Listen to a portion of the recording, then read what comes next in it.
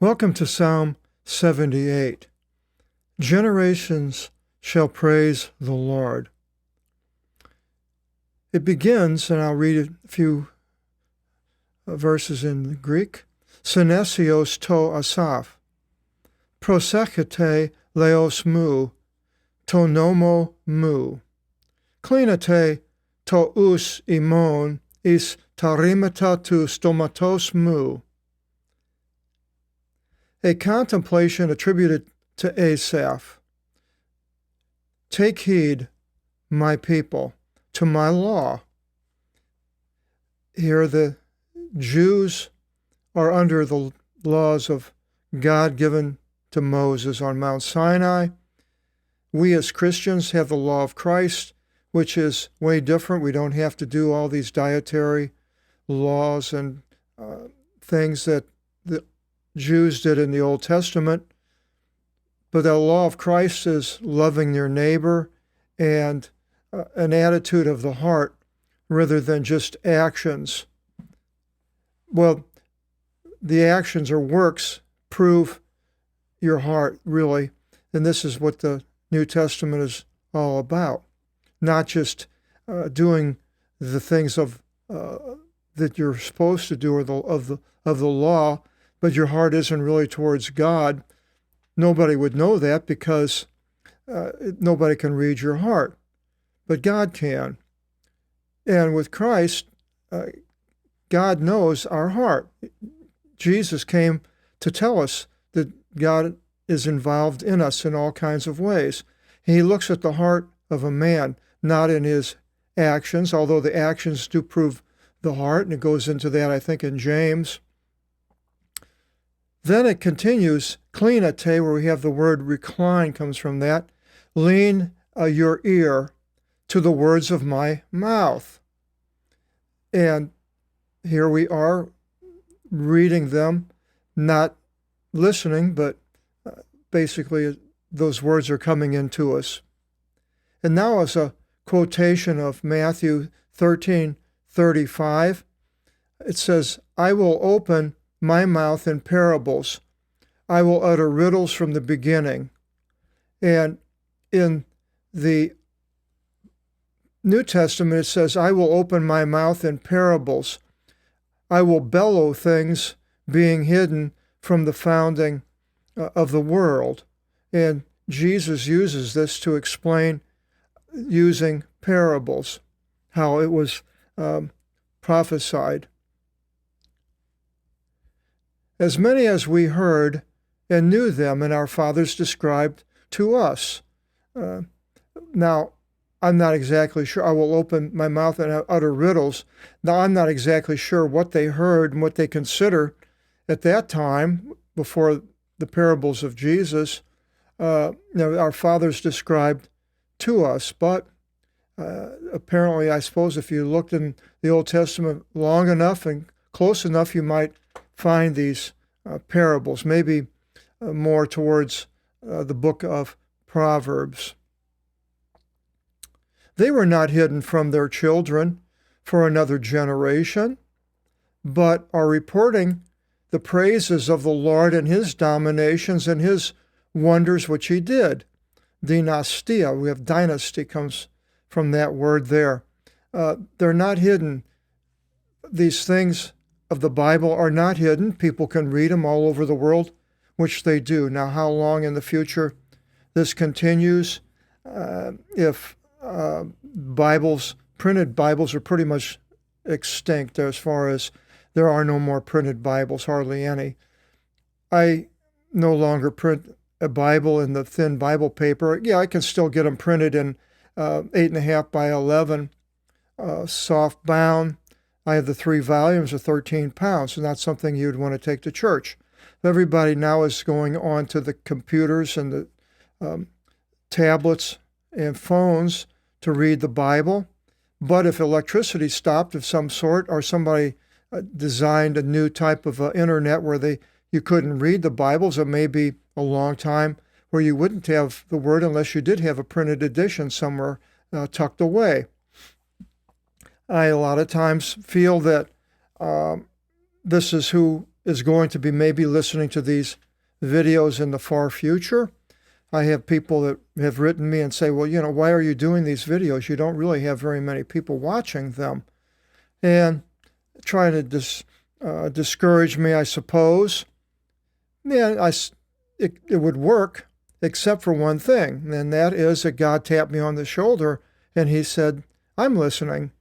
So if God is listening to what I'm doing and going through all these, then I'm not going to stop until I finish the whole Bible, unless God would take me. I wouldn't be able to physically.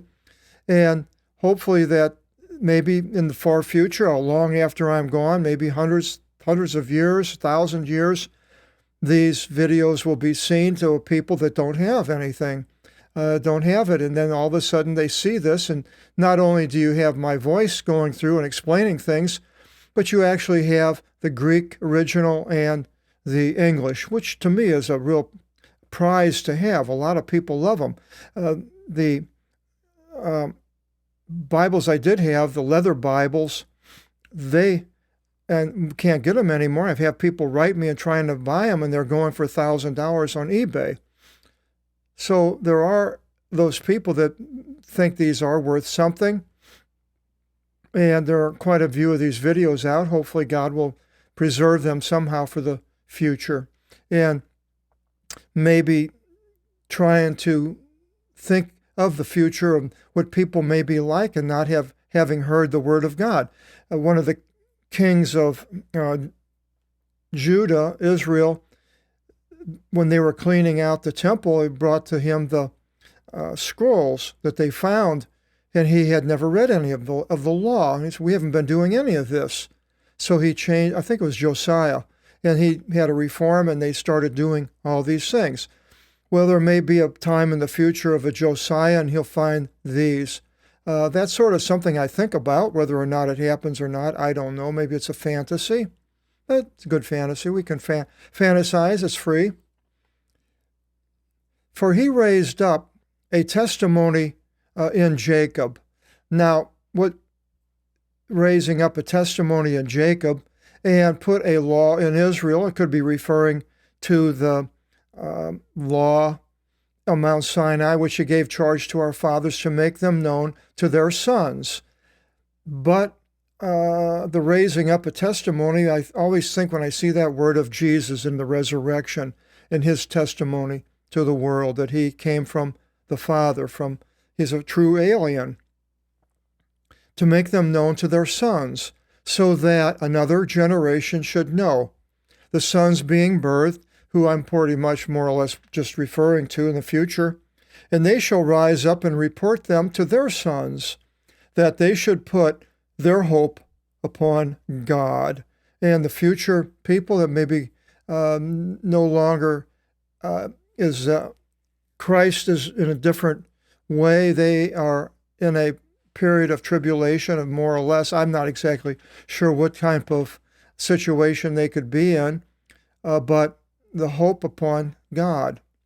And they should not forget the works of God. And then I put this, and should inquire of his commandments. Now, again, the commandments of the Jews are different than the Christian. Now, the commandments of the Jews, if he becomes a Christian, are different than if he just wanted to obey the Mosaic law. Because they should not become as their fathers, a crooked and a greatly embittered generation.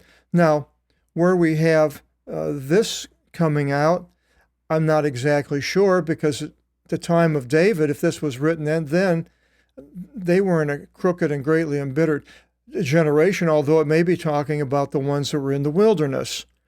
A generation which did not straighten out its own heart, which did not straighten out. There should be straighten out its own heart. And its spirit was not trustworthy with God. The sons of Ephraim, stretching tight and shooting with bows, turned back in the day of battle. Exactly where Ephraim was doing this, I'm not sure. They guarded not the covenant of God, and they did not want to go by his law, and they forgot his good works and his wonders which he showed to them. It could be talking about the northern tribes of Israel. Ephraim and Manasseh were mainly on the eastern side of the Jordan. And the wonders is what wonders he did before their fathers in the land of Egypt, when they came out of Egypt, in the plain of Tanis, which is a place in Egypt, as he tore up the Red Sea and led them through, which is in the book of Exodus. And he stood the waters as a water bag, and they were piled up on both sides, and the sons of Israel were able to walk across in dry land. And he guided them with a cloud by day and the entire night with illumination of fire, which is all mentioned in the book of Exodus. He tore open the rock in the wilderness. Now that is probably referring to Mount Horeb, Mount Sinai, and the area that they were in, a wilderness, and that's mentioned in Exodus 17, 1-7. And he gave them a drink as in a vast, and I changed that from a deep to an abyss. Could be either one.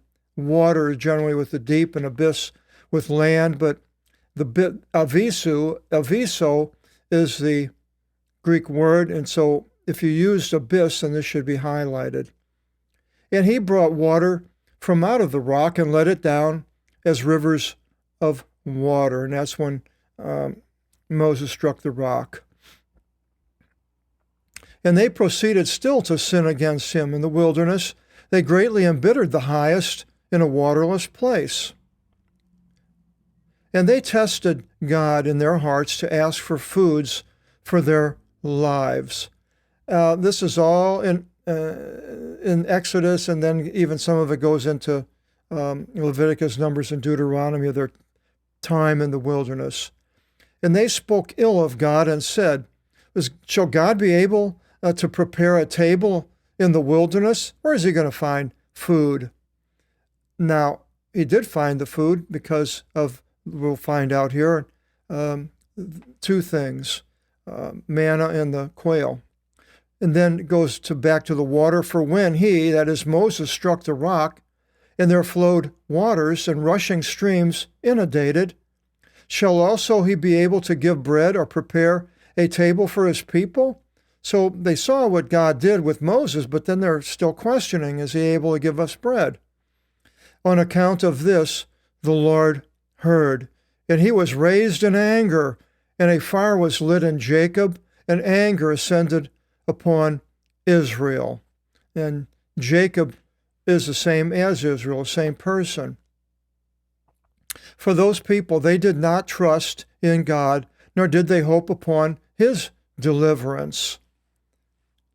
And he gave charge to clouds far above, and the doors of heaven were opened, and manna rained upon them to eat. And the manna is mentioned in Exodus 16, 1-10. And here's the quote, and he gave to them bread of heaven. Man ate bread of angels. He sent to them provisions and fullness. And this quotation is when the people were asking Jesus, well, they said, well, they quoted this. Moses gave them bread of heaven. Of course, where Jesus says he's the true bread that God sent. He departed the south wind of the heaven and brought on by his power the southwest wind. Now, I'm not sure if I think that's the crossing of the Red Sea or the Jordan. And he rained flesh upon them as dust. And he's talking about the mother quail. And that's in Exodus 16, 12. Even feathered winged creatures as the sand of the sea, birds, the mother quail. And they fell in the midst of their camp, round about their tents. These mother quail came there, and they had bats, and they hit them because they were right at the level where they could get them and kill them, and they killed many. And they ate and were filled up exceedingly, and they maybe not even cooking them, were so hungry. And he brought their desire to them. They wanted this food really bad, but they were not deprived of their desire yet. Food was in their mouth, and the anger of God ascended upon them, and he killed in their plenty, and the chosen ones of Israel he impeded. So a lot of them died eating that meat, maybe not cooking it. In all these things they sinned still in the wilderness and trusted not in his wonders. And their days ended in folly. They all died in the wilderness except for Joshua and Caleb, in their years with haste. Whenever he killed them, then they sought him, and so it is. When times get tough, people seek God. When times are easy, you don't have a problem, you have everything you want, then people don't seek God. So you would say, well, maybe it'd be better if God always made it difficult. Well, it's not that way. So they turned and rose early to search for God. And they remembered that God is their helper, some of them, and God the highest is their ransomer, and Jesus is our ransomer. In the New Testament, the crucifixion and the resurrection paid our ransom. And they loved him by their mouth, but by their tongue they lied to him. So saying one thing, again, by your tongue, but you can lie in your heart was not right. And here, as I was saying, God knows the heart, and their heart was not straight with him, nor did they trust in his covenant. But he is one pitying, and he shall atone their sins. And the atonement is sending the Redeemer, the ransomer, Redeemer. And he will not utterly destroy, and will fill the turning of his rage, and shall not kindle all of his anger. Thank God for that. If God kindled his rage against us, we'd all be wiped out. In many places, a lot of people were with his rage, with one angel going over and slaying 50,000 people or so. And he remembered that they are flesh. And a lot of times when I sin, I remember, Lord, remember that I'm just dirt, come from out of the dirt. And we are flesh. Spirit going forth and not returning. So the spirit or life, wind, breath of life, and more or less here going forth and not returning. Could be breath. How often they greatly embittered him in the wilderness.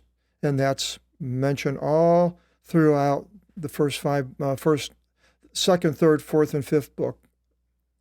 They provoked him to anger in a waterless land, and they turned and tested God, even the Holy One of Israel they provoked. They did not remember his hand, the day of which he ransomed them from out of the hand of one afflicting. That was Egypt. They didn't remember how God took them from out of this terrible place in slavery. How he made his signs in Egypt, which is in Exodus in the beginning, and his miracles in the plain of Taneos in Egypt. And he converted their rivers into blood and their showers so as they should not drink. And that's one of the plagues that God did through Moses. He sent to them the dog fly, another plague, and it devoured them. And the frog, and it ruined them, got in everything. These are plagues that were sent. And he appointed the blight for their fruits, another one, and the locust for their miseries. And he killed their grapevine by hail, and their sycamine trees by the frost. And he delivered up their cattle unto hail, and their possessions to the fire. He sent out to them the anger of his rage and anger and affliction, a commission through wicked angels. That's interesting. I can't think of too many places it mentions that. So the wicked angels were able to, he went along with God's rage with probably, oh, well, this is going to be great. We're going to be able to afflict all these people. He opened the road by his anger, and he spared not their souls from death, and he consigned their cattle to death in the wilderness and Egypt. And he struck every firstborn in the land of Egypt, firstborn of all their toil in the tents of Ham, and that was all the sons that were not in a protection of a place that was marked with blood on the lintels and the doorposts when the avenging angel went over. Now, was the avenging angel an evil angel? Could be, I don't know. But that's what happened to these people.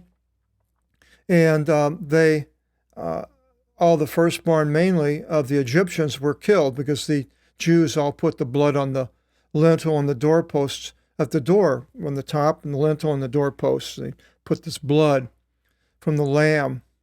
And first fruit of all their toil in the tents of Ham. Now, Ham was a son of Noah, and he was the one that saw the nakedness of his father, whatever that was that he did. You can read about that in Genesis. Noah, I don't know where that would be, around 7 or 8, chapter 7 or 8 maybe. And Ham was cursed then because of this. So now it mentions that in the tents of Ham, the cursed people of the Egyptians. And he deported his people as sheep, and they left Egypt and led them up as a flock in the wilderness. And he guided them with hope.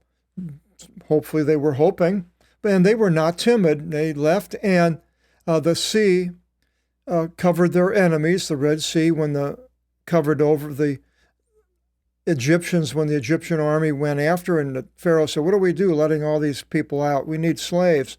So they went out, but where the ocean was divided, then as the last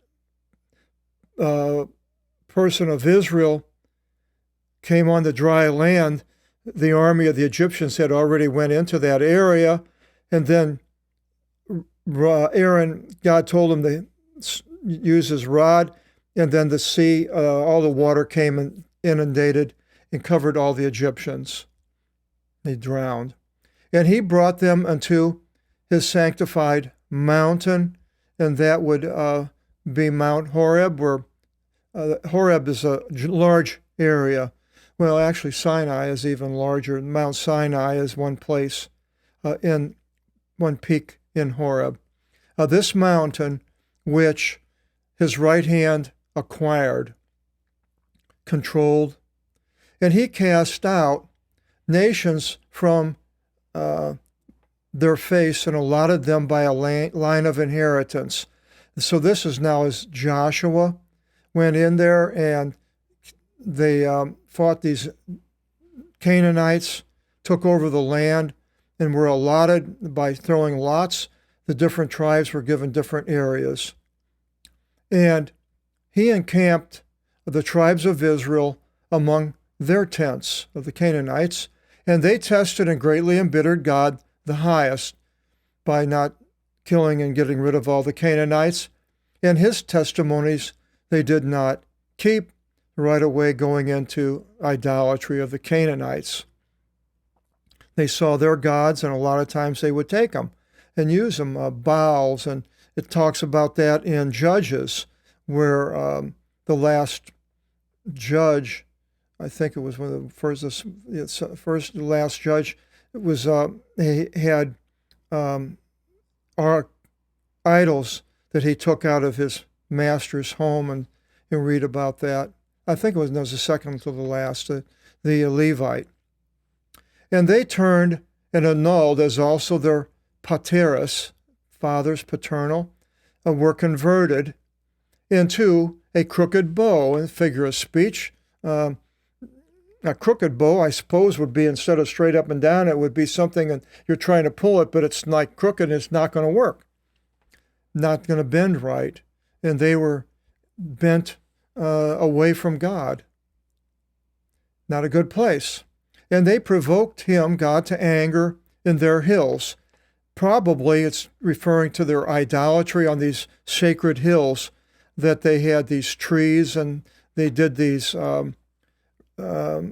idolatrous rituals and so forth in these sacred groves, rather than doing the thing the correct way in the sacrificing in the temple or the tabernacle, and then later in the temple. And in their carvings, they provoked him to jealousy, and that was their carving of an idol. And God became jealous because they had another god that they would go to. And God heard, and he overlooked. And he treated Israel with contempt exceedingly. He didn't kill them all. He overlooked it sort of, but he did treat them with contempt because they did go into idolatry. And he thrust away the tent of Shiloh. That was in 1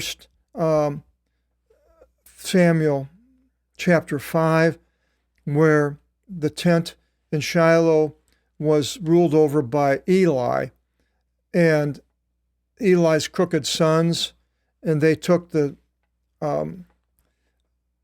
Ark of the Covenant with them, and the Ark of the Covenant was taken by the Philistines and sent to Philistia, where it stayed for, I think, 2 years. And the tent in which he encamped among men.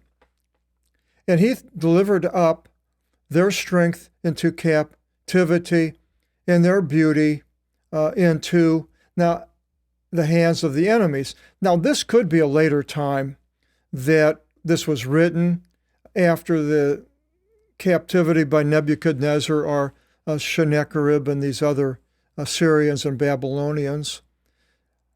And he delivered up their strength into captivity, because at the time of David, I don't think of anybody going into captivity. And their beauty into the hands of enemies. And Nebuchadnezzar took the temple and all the good things from out of the temple, so did the Egyptians. And he consigned his people by the broadsword, and his inheritance he overlooked. So I think this was written at a later period of time. This was what it's talking about. Their young men were devoured by fire, and their virgins, Partheni, were not mourned for. And it's not young women, it's a virgin, and we have the Partheni. Parthenon was the temple of the virgins in Athens, Greece, named after this Greek word. And they were not mourned for. They were all taken, and they were treated horribly. I don't know how horribly they were treated, if they were treated as bad as the Nazis did with the Jews in Germany or not. But if they did, then it was bad. Their priests fell by the broadsword, by Nebuchadnezzar, and their widows shall not be wept over. And the Lord awakened as from sleep. You can add that to your English derivatives book, 5248. Hypnon, and we have hypnotic, comes from that. And the Lord awakened as from sleep, as a mighty one being dizzy from wine. That's an interesting analogy. It's like waking up, and he struck his enemies unto the rear. He appointed them for eternal scorn, or aeonial scorn. Now, is the scorn still on them? Some of them are. I don't exactly know how this applies, because they did come back, rebuilt Jerusalem and the temple until Jesus came, and then they went away, crucified Jesus, and then they were taken into captivity for 2,000 years until 1948. Today, are they still for eternal scorn? Well, you can answer that for yourself if you think they are or they aren't. I have my opinion. And he thrust away the tent of Joseph and the tribe of Ephraim. He did not choose. now Joseph, Ephraim and Manasseh were the two sons, so he did not choose them. It's kind of a strange thing to bring them in, but he chose the tribe of Judah. So now all of a sudden we have Judah popping up, and the Mount Zion, it should be no thou there, which he loved, and that would be Judah would be David, then later Jesus of the tribe of Judah. And he built his sanctuary as a unicorn in the earth, the temple Solomon, and then temple of Herod, and he laid its foundation into the eon, unless he's talking about the temple in the book of Ezekiel, Mount Meron, which I believe is going to be located. And he chose David his bondman and took him from out of the flocks of the sheep. And then Jesus came from David. From behind the ones giving birth, he took him to tend Jacob his bondman and Israel his inheritance. And Revelation, it says, as far as the high mountain, it says, and he carried, in Revelation 21:10, and he carried me away in spirit upon a great and high mountain, and showed to me the great city, holy Jerusalem, coming down from out of the heaven from God. So that could be right here. He built his sanctuary as a unicorn in the earth. He laid his foundation into the eon. He tended them in the innocence of his heart, and in the skillfulness of his hands, he guided them. I don't know who he's referring to there except to Jesus to me. David was a man of war, unless it's talking about God in general. But I believe this is a portent of Jesus. Psalm 79, a cry unto the Lord. So all these things that were happening to them, we can always cry unto the Lord, and we'll see how this psalm does show us how that is done. Hope you'll join us. Psalm 79. Until then, God bless.